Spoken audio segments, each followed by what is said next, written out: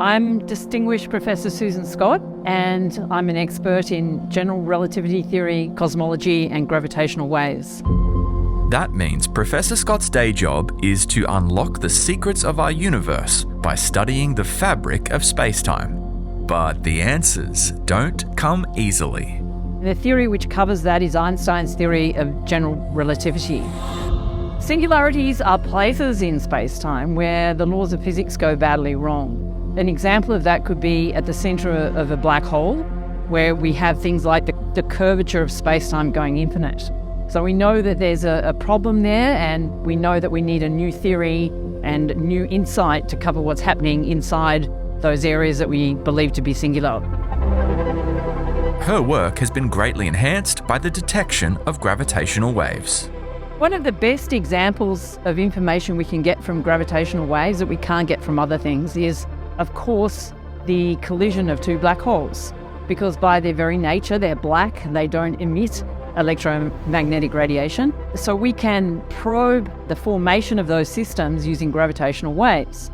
But very importantly, and this is perhaps the holy grail of what we do with gravitational waves, is that one day we want to be able to probe right back to the start of the universe. Professor Scott is a member of the international team that achieved the first ever direct detection of a gravitational wave. Her mathematical models help to determine the violent sources that generate these waves. Professor Scott started working on gravitational waves some 18 years before the first confirmed waves were received by the massive LIGO detectors in the United States in 2015. We were very convinced during all that time that we were going to achieve this goal. It was just a question of making the instruments sensitive enough to be able to do that.